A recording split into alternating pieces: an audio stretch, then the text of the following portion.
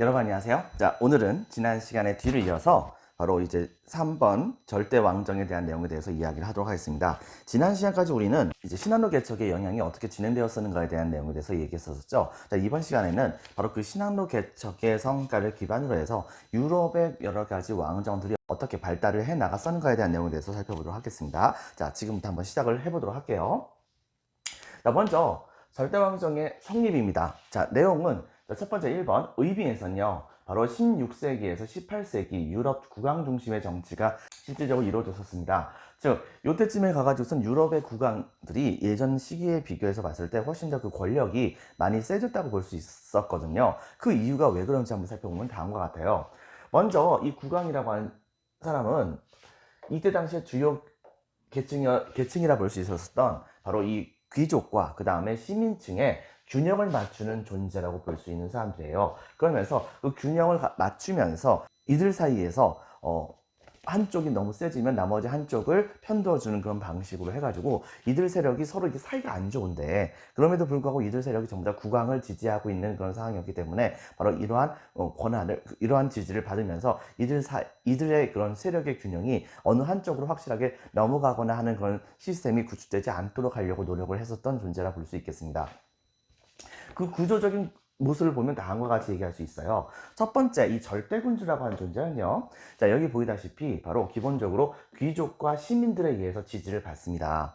자, 그렇긴 한데 문제는 뭐냐면 귀족과 시민들의 사이는 그다지 좋지가 않아요. 근데 여기에서 귀족은 왜 절대군주를 자기들의 우두머리로 여겼었느냐, 바로 이전 시기가 바로 중세 봉건제 사회였었잖아요. 귀족들은 이때 당시에 국왕은 자신들의 최고 우두머리에 해당되는 존재였던 것입니다. 굳이 얘기한다고 한다면 국왕도 사실 넓은 의미에서 귀족에 해당된다 볼 수 있겠죠. 하지만 이 귀족들 중에 가장 우두머리가 바로 국왕이라 볼 수 있는 것이니까, 결과적으로 뭐냐면 이때 당시에 이 절대군주는 귀족들의 우두머리로서 이들을, 자신의 존재 이유가 바로 이 귀족들의 우두머리이기 때문에 귀족을 보호해주지 않을 수가 없는 것입니다. 귀족도 마찬가지로 국왕에게 충성을 바쳐야 되는 것이 당연한 것이기도 하고요. 근데 이제 문제가 뭐가 생기게 되냐면, 시간이 흘러가면서 이때 당시에 시민 계층이 점차 성장을 해나갔다는 것입니다. 시민층들은 여러분들 예전에 중세 도시와 관련돼서 배웠었을 때 이 중세 도시에서 바로 영주에게 특허장을 사가지고 그래서 자신의 사업권 같은 것을 얻으면서 자체적인 도시의 자치권을 사내면서 자체적으로 운영해 나가는 모습을 보여줬었던 도시민들이라 생각을 하면 돼요. 근데 이제 문제가 뭐가 있었냐면, 이때 당시에 영주에게 특허장을 샀다고 하더라도 이 영주보다 높은 사람이 바로 이 특허장을 무시해버리게 된다고 한다면 시민들도 이때 당시에 자신들이 갖고 있었던 특허장에 대해서 효력을 나름대로 증명 계속해서 받을 수가 있는 상황이 아니었었거든요. 때문에 이때 당시에 이 시민들은 이왕이면 특허장을 받을 거 바로 이 돈을 영주에게 특허장을 사는 돈으로, 바로 영주가 아닌 영주보다 훨씬 더 상위에 해당하는, 근데 가장 상위에 있는 존재가 바로 누굽니까? 바로 이쪽에 있는 절대군주였었죠. 이 국왕에게 이때 당시에 특허장을 사는 것에 대한 대가로서 세금을 내게 된 것입니다. 자, 그렇게 되다 보니까 국왕의 입장에서는 이런 시민들이 돈을 갖다 바치는 것이 자기에겐 굉장히 도움이 될 수밖에 없는 거예요. 그러다 보니까 이때 당시에 국왕은 시민들이 잘 돼야지 국왕도 세금을 많이 받으니까 더 잘 될 수가 있는 것이고, 이렇게 되다 보니까 시민층의 도움을 받게 되는 모습을 보여주게 됐던 것입니다. 뒤집어 얘기한다고 한다면 국왕도 시민층을 보호해줘야 됐었다고 볼 수가 있는 것이겠죠. 자, 그렇게 해서 받은 그런 돈을 가지고서 도대체 어디다가 썼을까요? 그 내용을 보면 다음과 같습니다. 국왕은 첫 번째, 자신이 생각을 했을 때 이미 귀족들 중에서도 영토를 잃어버리거나 하는 귀족들도 굉장히 많았었거든요. 이미 이전 시기 때부터 십자군 원정 같은 데서 나가서 죽거나 혹은 여러 개의 전쟁터에서 죽게 돼가지고서 바로 자기 자식에게 자기의 영토를 물려줄 수 없는, 자기의 봉토를 물려줄 수 없는 귀족들이 등장하게 되었을 때는 바로 그 귀족들의 모든 토지들은 전부 다 국왕이 흡수하게 됩니다. 그리고 가끔 가다 보면 국왕에게 저항을 해가지고서 반기를 들었었던 귀족도 있을 거 아니에요. 바로 이런 귀족들에게서부터도 그 영토를 빼앗아가는 모습을 보여주게 됐던 것이죠. 하지만 새롭게 얻어진 그 토지는 국왕은 절대로 그 지역의 지배자로서 기사를 임명하지는 영주를 임명하지 않습니다. 왜냐하면 바로 그런 영주들이 많으면 많을수록 국왕의 권력이 약해진다는 것을 알았거든요. 때문에 국왕은 새롭게 얻어진 영지는 바로 자기의 명령만을 듣는, 자기가 돈을 주고서 고용한 사람을 그 지역의 지배자로 임명을 하게 됩니다.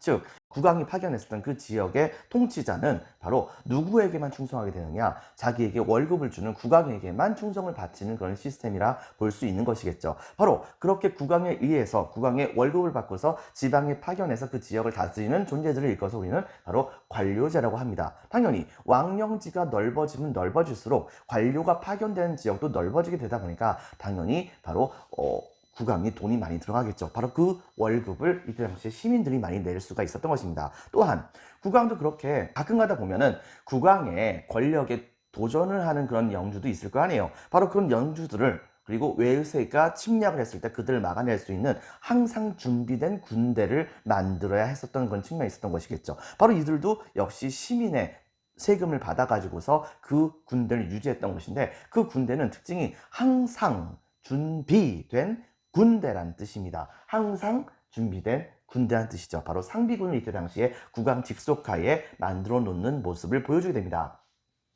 자, 근데 이제 문제는 뭐냐면, 가끔 가다 보면은 귀족들도 마찬가지고 시민들도 마찬가지고 왜 우리가 국왕에게 계속해서 충성을 바쳐야 되는가에 대해서 반기를 드는 사람들도 있었겠죠. 바로 이런 부분에 대해서 절대군주는 바로 이들에게 자신이 계속해서 절대적인 권력을 가져야 된다고 하는 것을 정당화받을 필요가 있었던 것입니다.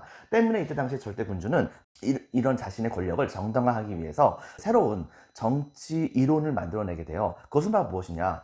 왕의 권력은 신께서 주셨기 때문에 너희들은 전부 다 따라야 한다라고 하는 이때 당시에 정치 이론을 만들어내게 됐던 것이에요. 그게 바로 왕권 신수설이라고 하죠. 이때 당시에 귀족과 시민들은 바로 이러한 이론에 따라서 국왕에게 바로 충성을 바쳐야 한다는 논리가 나오게 된 것이고요. 또 한 가지, 이때 당시에 좀 전에 선생님이 얘기했었죠. 바로 시민들은 국왕에게 세금을 내기 때문에 국왕의 입장에서는 세금이 많이 들어오기 위해서는 이 시민들이 잘 돼야 돼요. 그리고 이 시민들의 그 대다수가 알고 보니까 전부 다 상인이었던 겁니다. 국왕은 바로 때문에 중상주의 정책을, 상업을 중요시 여기는 정책을 실시할 수밖에 없었던 것이죠. 근데 이 시대 때의 상업을 중시한 정책이 어떤 것인지 국왕은 잘 모르잖아요. 자, 그러다 보니까 말 그대로 국가 안에 많은 돈들이 들어오면 된다고 생각을 했던 것입니다. 때문에 여기 보다시피 이게 이제 국가라고 한다면, 자, 여러분 여기 인형이 있습니다. 그렇다고 한다면 여러분 한번 생각해 보세요. 여기 인형은 완성된 인형이 더 비쌀까요? 아니면 이 인형을 이루고 있는 손뭉치가 더 비쌀까요? 당연히 완성된 인형이 훨씬 더 비싸겠죠. 때문에 이때 당시에 이 완성품을 판매하는 것이 국가의 상업이 가장 잘 되게 되는데 좋은 것이란 말입니다. 때문에 웬만하면 완성품을 많이 판매하려고 해요. 그리고 웬만하면 국가 안에서 원료를 사용해 가지고서 이런 완성품을 만들려고 하지만 모든 원료가 전부 다 국가 안에서 나오는 건 아니잖아요. 이러다 보니까 이때 당시에 해외에서 원료를 수입을 하는 경우도 있습니다. 당연히 원료의 수입에 대해서는 적극적으로 수용을 하겠죠. 하지만 문제는 뭐냐? 바로 국내에서 원료가 해외로 나가게 된다고 한다면, 그런다고 한다면은 바로 그러한 원료를 국내에서 갖고 와가지고서 값싸게 쓸 수가 있는 것인데, 그런데 그런 원료를 해외에다 판매해버리게 된다고 한다면 우리나라에서 나오는 값싼 원료를 가지고서 해외가 똑같이 그런 경쟁력 있는 완성품을 만들게 된다고 했을 때 해외 시장에서도 국내 시장에서도 완성품 산업이 점차 경쟁력을 잃어버리게 되는 문제가 일어날 수도 있는 것입니다. 자, 그렇기 때문에 이때 당시에 국가의 입장에서는 이왕이면은 국외에다가, 해외에다가 원료를 판매하진 않아요. 그리고 또 한 가지, 해외의 완성품을 국내에서 사다 두게 된다고 한다면 이건 완전히 남정을 시키는 거잖아요. 국내 상공업자들이 돈 못 벌게 되는 것이기도 하니까. 그래가지고 웬만하면은 완성품으로서 물건들을 사오지는 않게 하려고 하는 모습을 많이 보여주게 됐던 것입니다. 바로 이런 시스템으로서 국가가 유지가 됐는데, 이게 문제가 뭐가 생기게 되냐면, 시간이 흘러가면서 이것이 돈을 많이 벌게 되는 방법이라는 것을 알게 되었던 유럽의 대부분의 국가들이 바로 이러한 중상주의 정책을 하나둘씩 전부 다 싹 다 해버리게 돼요. 자, 그럼 한번 생각해 보세요. 모든 국가들이 전부 다 원료는 수입을 안 하려고 하고 모든 국가들이 전부 다 완성품만 판매하려고 하니 유럽 안에서 거래가 되겠습니까?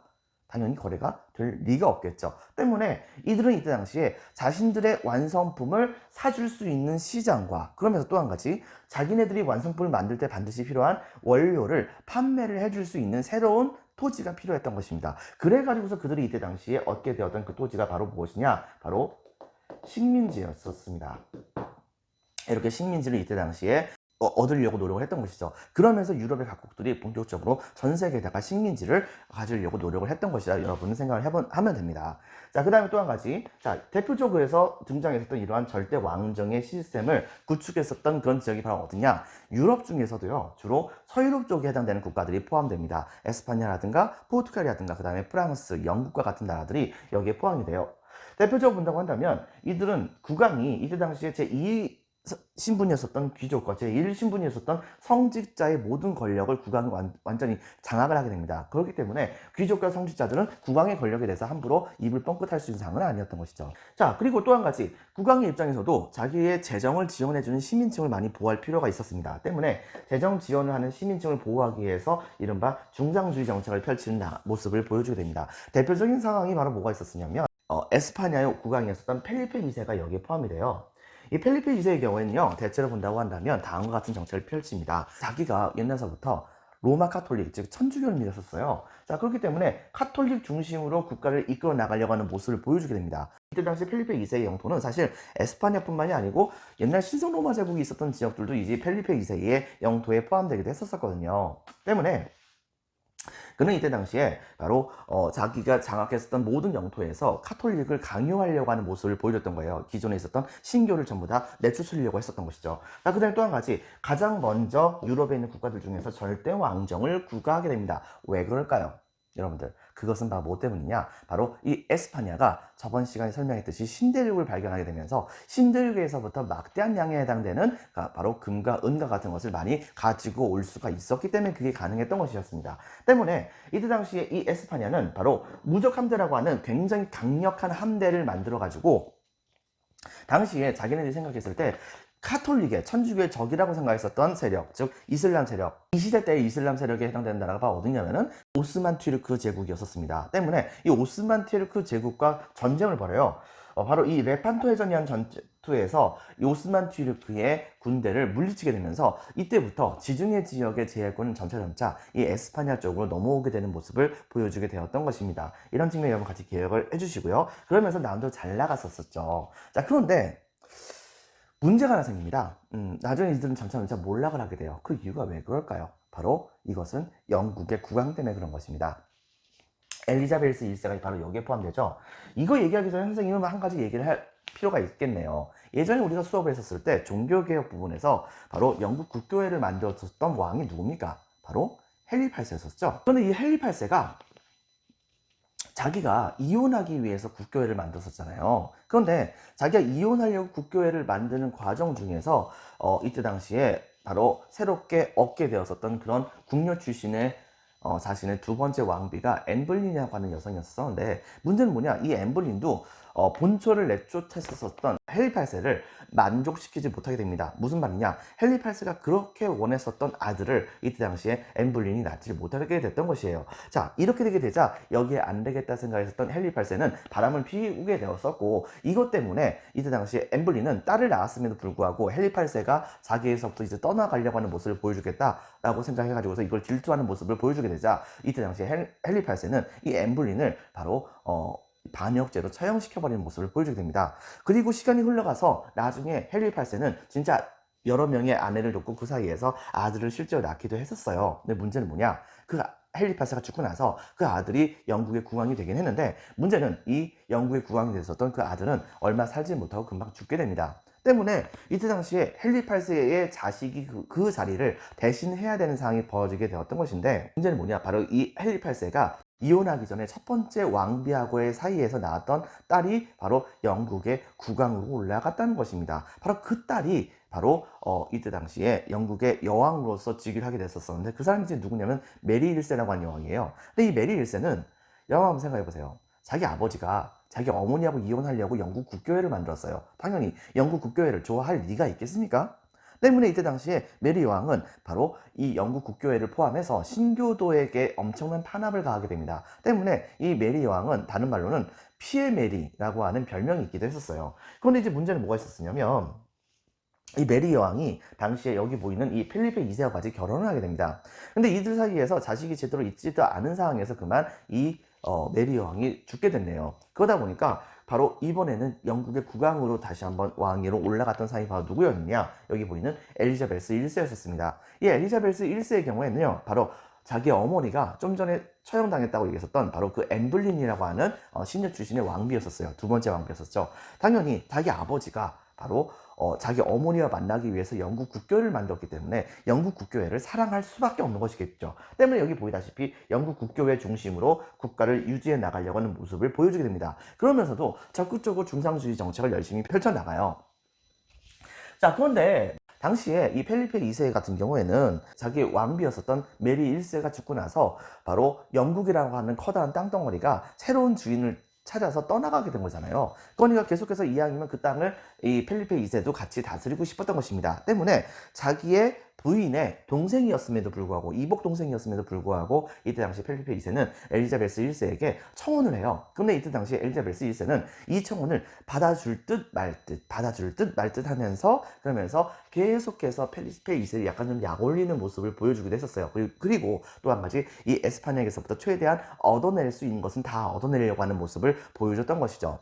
그런데 그러던 어느 날 갑자기 펠리페 2세가 엄청나게 화가 나게 되는 상황이 벌어지게 되었던 것입니다. 즉, 영국의 대표적으로 유명한 해적 중에 한 명인 드레이크라고 하는 해적이 이때 당시에 신대륙에서부터 막대한 양에 해당되는 재화를 갖고서 바로 이 에스파냐로 건너가고 있었던 스페인의 선단을 공격을 해가지고 거기에 실렸었던 모든 금, 은 뭐 이런 것들 싹 다 털어버리고 에스파냐의 함대를 완전히 이제 물속에 가라앉혀버리는 사태가 벌어지게 되었던 것이에요. 그래가지고서 여기 화가 났었던 이때 당시에 바로 이 에스파냐의 펠리페 2세는 영국의 국왕 엘리자베스 1세에게 드레이크가 만약에 영국에 도착하게 된다고 한다면 그 드레이크를 죽여주시오라고 요청을 하게 됩니다. 자, 그런데 문제는 뭐냐? 이 드레이크가 드디어 어떻게 돌다가 영국에 도착을 하게 돼요. 그러자 영국의 군대들은 바로 그 드레이크를 잡습니다. 잡아가지고서 그대로 바로 이 영국의 국왕의 앞으로 대령을 했었죠. 그리고 영국의 국왕은 바로 그 자리에서 그대로 드레이크를 기사자기를 주워버립니다. 즉 무슨 말이냐? 바로 영국은 드레이크에게 잘했다고 칭찬해 준 거잖아요.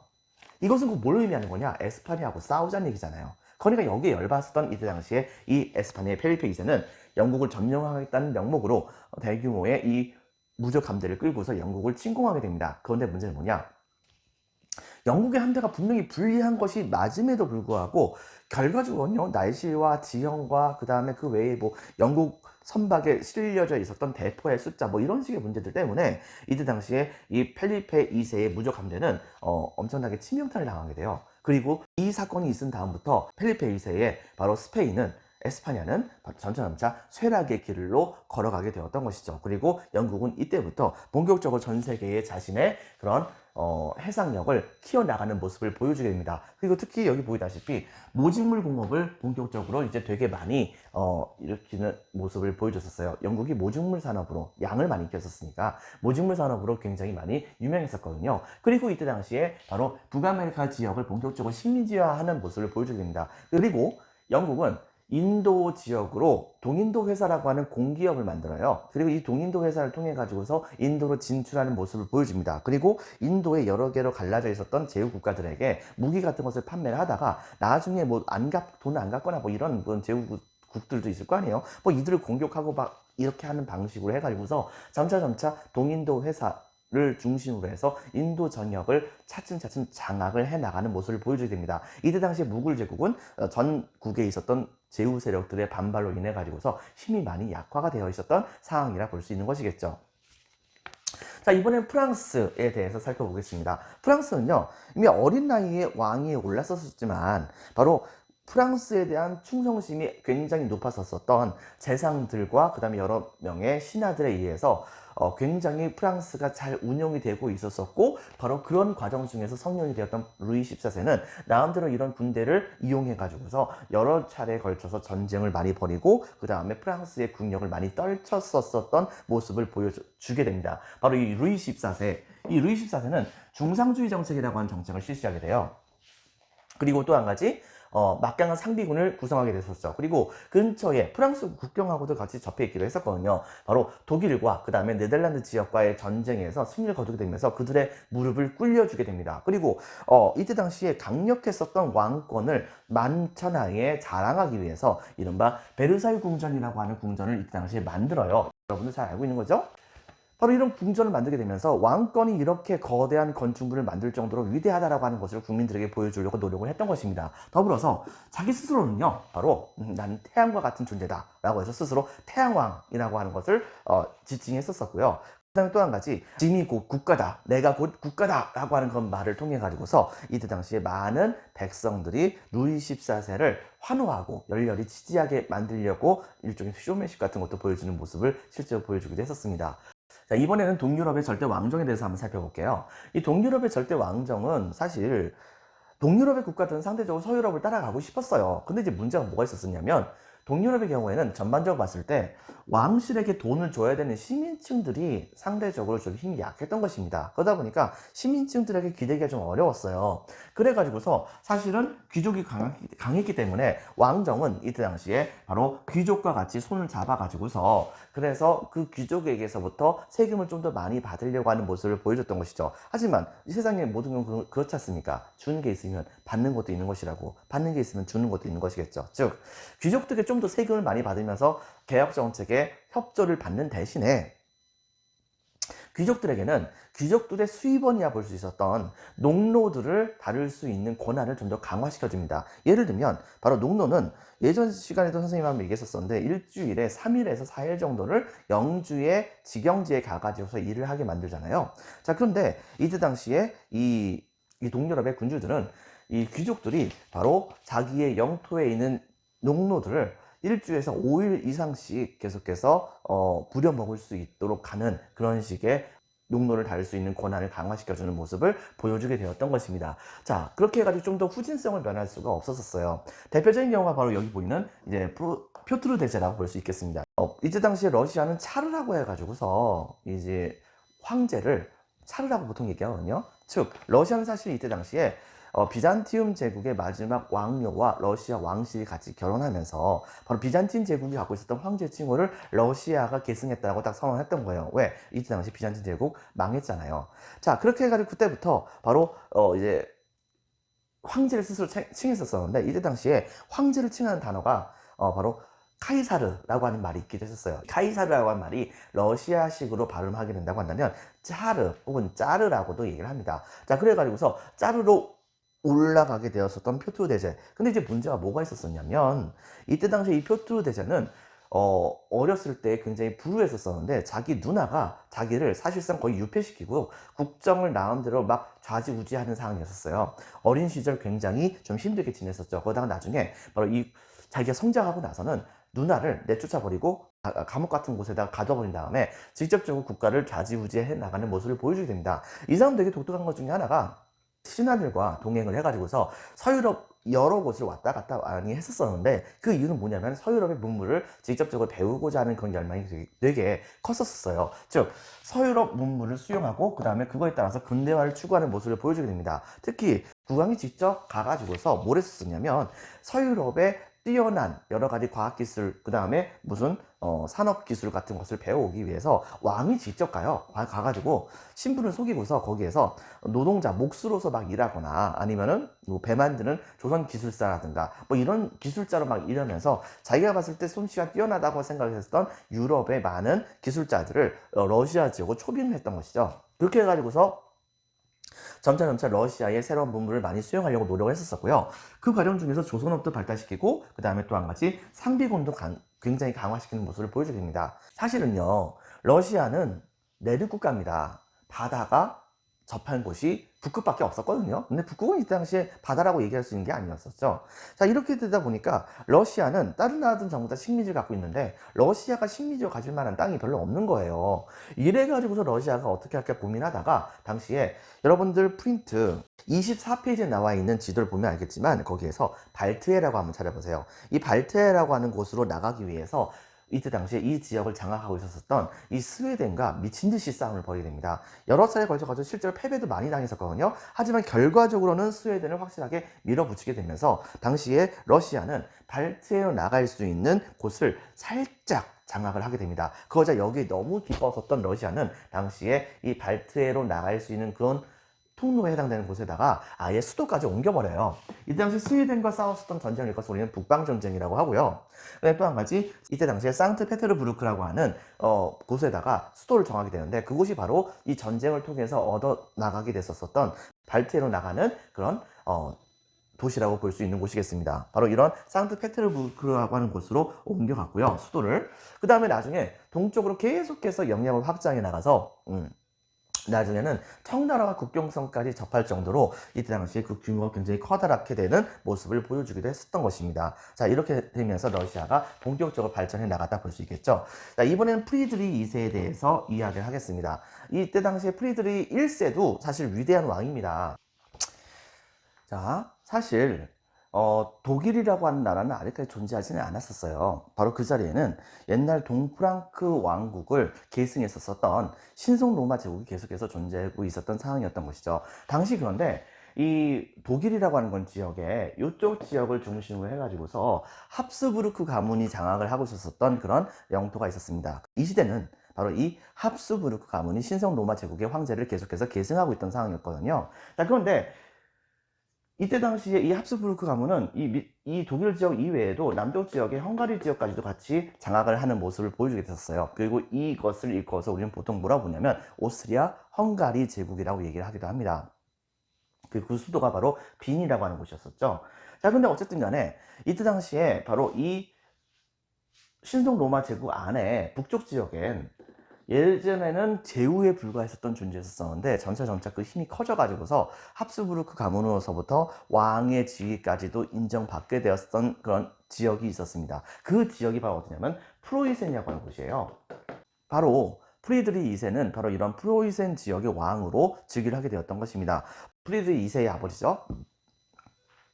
바로 이 프리드리히 2세가 어렸을 때 공부를 너무 많이 안 해가지고서 그리고 음악, 예술 이런 쪽에만 빠져가지고서 이거에 대한 걱정이 굉장히 심했었대요. 그래가지고 아들을 예전에 한번 호되게 질책을 한 적이 있었는데 근데 그때에 바로 이 프리드리히 2세가 바로 어느 순간에 갑자기 마음을 먹고서 공부를 열심히 했다고 합니다. 그리고 그 뒤를 이어서 프로이센의 바로 다음번에 왕이 되었다 볼 수 있겠죠. 그 사람이 바로 여기 보이는 프리드리히 2세인데 이 프리드리히 2세는 바로 이른바 계몽주의라고 하죠. 모든 것을 합리적으로 보려고 했었던 일종의 정신사조라 볼 수 있었는데 바로 이런 계몽주의에 입각해서 바로 국가를 다스려 나가려고 하는 모습을 보여주게 되었던 것입니다. 이 계몽주의는 서유럽에서 유행했었던 대표적인 철학사조라 볼 수 있는 것이거든요.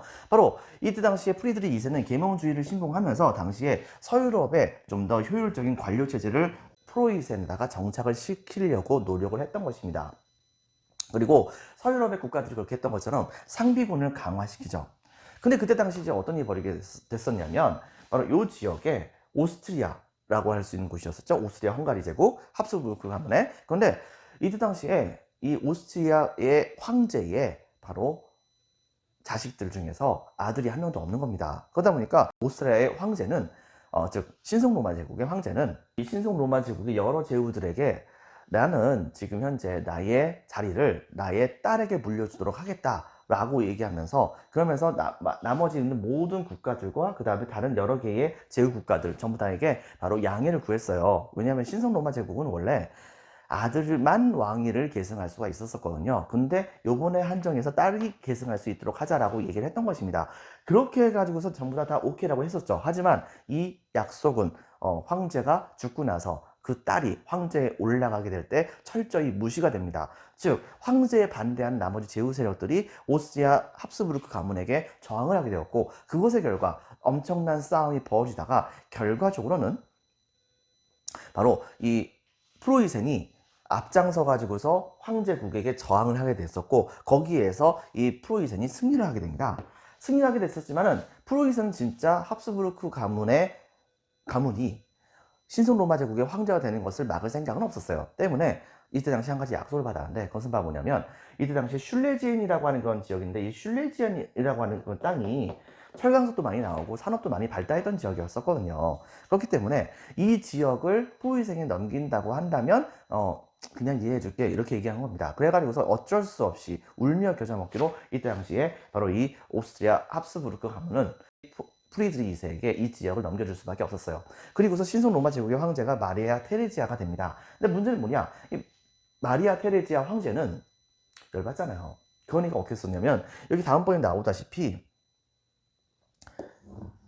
일단은 국가를 확실하게 복수하기 위해서 중앙집권을 합니다. 그리고 유럽을 본떠서 근대적인 산업을 육성하죠. 그 다음에 돈을 최대한 많이 벌어서 재정을 확충하는 모습을 보여주게 됩니다. 그리고 교육제도도 같이 개선을 해나갑니다. 그래서 인재를 많이 키우죠. 그리고 여러 차례 걸쳐 가지고서 힘을 키워나간 다음에 그 다음에 바로 드디어 그 복수를 단행합니다. 즉 여기 보이는 프리드리 2세에게 전쟁을 선포하게 된 거예요. 근데 그때 당시에 이 프리드리 2세는 바로 옛날에 동맹국이었던 프랑스를 배신한 상황이었거든요. 그러다 보니까 이 당시 프랑스는 열받아가지고서 원래 프랑스하고 그다음에 이 오스트리아 합스부르크 가문이 그다지 사이가 좋은 편은 아니었었어요.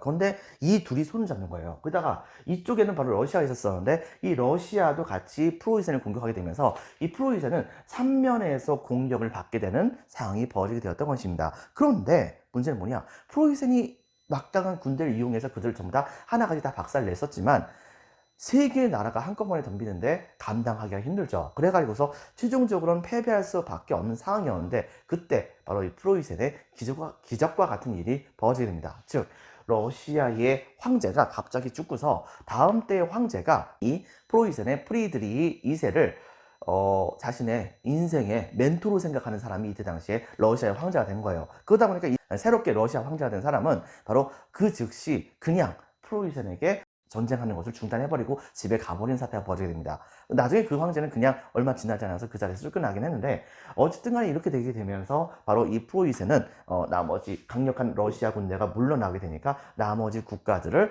나름대로 잘 막아낼 수 있게 되면서 최종적으로는 슐레지엔을 차지하는 것을 확실하게 인정을 받게 됩니다. 이 전쟁이 무려 7년 동안 있었다고 해서 우리는 보통 7년 전쟁이라고 얘기하죠. 그리고 이 사람은 당시에 루이 14세를 되게 존경했기 때문에 루이 14세에 바로 베르사유 궁전을 본따서 바로 상수시 궁전이라고 하는 궁전을 만들었었어요. 하지만 그 스타일은 좀 많이 다르긴 합니다. 시대가 많이 바뀌었으니까요. 그리고 여러분들 알다시피 루이 14세는 짐이 곧 국가다 혹은 내가 태양왕이다 막 이런 식으로 자랑질을 많이 했었잖아요. 그런데 프리드리 2세는 약간 고개를 숙이는 모습을 보여줍니다. 즉 군주라는 존재는 왕이라기보다는 국가 제1의 공복, 즉 노비라고 얘기하는 겁니다. 즉 백성들을 위해서 모든 일들을 국가가 열심히 해나가야 된다는 것을 주장했던 사람이긴 합니다. 물론 이제 이상적인 측면에서 그렇다는 얘기죠. 하지만 어쨌든 간에 이런 얘기를 하게 됨으로써 나름대로 백성들을 위해서 국왕이 존재하는 것이다 라고 하는 것을 백성들에게 각인시켜 주려고 하는 모습을 실제로 보여줬다 볼 수 있겠죠. 이런 측면에서 본다고 한다면 확실히 프리드리 2세는 동유럽의 전형적인 계몽전제 군주라 볼 수 있겠습니다. 자, 그 다음에 이번에는 마리아 테레지에 대해서 이미 설명했었죠. 이번에는 네 번째 17세기, 18세기의 유럽의 문화에 대해서 살펴보도록 할게요. 먼저 17세기의 경우에는요, 바로 예술이 되게 좀 독특합니다. 즉 이때 당시에 예술은 국왕의 지원을 받고 있었던 시대였었거든요. 그러다 보니까 예술에 참여했었던 모든 예술가들은 모든 것을 전부 다 굉장히 화려하고 굉장히 웅장하고 위대하게 그리려고 혹은 표현하려고 노력을 하게 됩니다. 대표적으로 이때 당시에 건축 양식으로는 바로크 양식이라고 하는 그 양식이 그런 형태를 띄었다 볼 수 있거든요. 그 전형적인 대표적인 궁전이 여기 보이는 베르사유 궁전이라고 합니다. 그 다음에 이때 당시에 바로 이러한 형태를 본따서 웅장하고 아주 위대한 그런 형태로 바로 음악을 만들기도 하죠. 이 형태의 음악을 이끌어서 우리는 바로크 음악이라고 얘기합니다. 대표적으로 이때 당시에 유명한 음악가는 바흐, 그 다음에 핸델 같은 사람이 여기에 포함됩니다. 또한 철학에서는요, 데카르트라고 하는 사람이 등장하게 되는데 이 사람은 되게 유명한 말을 하죠. 바로 나는 생각한다, 고로 나는 존재한다 라고 하는 바로 유명한 말을 남기면서 근대 철학의 기초를 다졌다 볼 수 있겠습니다. 이 사람은 이때 당시에 철학을 생각하는 데 있어서 완전히 중세시대 때의 신 위주로 생각했던 방식에서부터 탈피해서 철저하게 인간의 중심을 해가지고서 세상을 바라보려고 하는 모습을 보여줬다고 해요. 이런 측면 여러분 같이 기억을 해주시고요. 자, 그 다음에 데카르트의 이분은 이제 근대 철학의 기초를 했었던 분이고, 자, 예술적인 측면에서는요, 바로 로코코 양식이라고 하는 양식이 유명하게 됩니다. 이 로코코 양식의 대표적인 경향이 바로 이 상수식 운전이라 볼 수 있어요. 이 상수식 운전도 굉장히 좀 보통 여러분 알잖아요. 바로크 양식은 웅장하고 위대하게 그리려고 한다고. 근데 상수식 궁전 같은 경우에는 세밀하고 우아하게 표현하려고 하는 모습이 많이 보여주게 됩니다. 그리고 바로 이 시대 때쯤에 유행했었던 대표적인 바로 음악은 고전 음악으로서 베토벤이라든가 모차르트와 같은 사람들이 이때 당시에 대표적인 음악가로서 활약을 하게 되었다 볼 수 있겠죠. 자, 그 다음에 철학 부분입니다. 지금 여러분들 여기에는 나오지 않을 거예요. 철학에서는요, 대표적인 사람은 누구냐? 먼저 얘기한다고 한다면 이 시대에는 기존에 신을 탈피해서 인간만을 생각하고 세상을 합리적으로 바라보려고 그랬었던 사상이 유행을 하게 됩니다. 세상을 바라볼 때 모든 것을 합리적으로 봐야 한다. 즉, 계몽사상이라고 하는 것이 이때 당시에 유행을 하게 되었던 것인데, 대표적인 사람으로서는 바로 몽테스키웨라고 하는 사람이라든가, 그 다음에 장자크 루소라고 하는 사람이 이때 당시에 사회계약설이라고 하는 사상을 내밀어서 이제 국가가 만들어지는 것은 국왕에 의해서 만들어진 것이라기보다는 바로 모든 사람들의 의지에 따라서 국가를 평화롭게 다스려 나가기 위해서 만든 것이라고 하는 것을 내세우고, 그 다음에 그런 국가가 잘 유지가 되기 위해서는 몽테스키에죠, 바로 삼권 분립의 원칙에 따라서, 즉 입법부와 사법부와 행정부에 따라서 권력이 나누어져서 서로가 견제하면서 국가가 돌아가야 한다라고 하는 그런 시스템을 제창을 하게 됩니다. 이런 것이 나중에 바로 이후에 있었던 미국 혁명과 그 다음에 프랑스 혁명에 커다란 영향을 주었다 볼 수 있겠죠. 자, 지금부터 여러분들 살펴보도록 하겠습니다. 절대왕정입니다. 1번 절대왕정의 성립. 자, 별표 하나. 절대왕정의 의미. 동그라미 1번 16세기에서 18세기 유럽. 동그라미 2번 봉건 귀족과 서민 사이를 국왕이 강력한 왕권을 기반으로 조정하면서 성장. 그래서 빈칸을 읽겠습니다. 국왕 중심의 정치. 오른쪽에 있는 도표에다가 별표 2개 반 쳐주세요. 자, 별표 2개 칩니다. 정치 이론에서는 왕권 신수설. 왕권은 빈칸을 읽겠습니다. 신이 내려준 것이므로 그 무엇도 왕권을 제한할 수 없다라고 주장을 하게 됩니다. 자, 그 다음에 별표 2개 칩니다. 통치구조. 효율적인 국토 통치를 위해서 국왕의 명령만을 수행하는 빈칸을 적겠습니다. 관료제에다가 박스 한번 쳐주세요. 그 다음에 국왕 직속하에 상비군에다가 박스 치고 빈칸에다 상비군 적어주세요.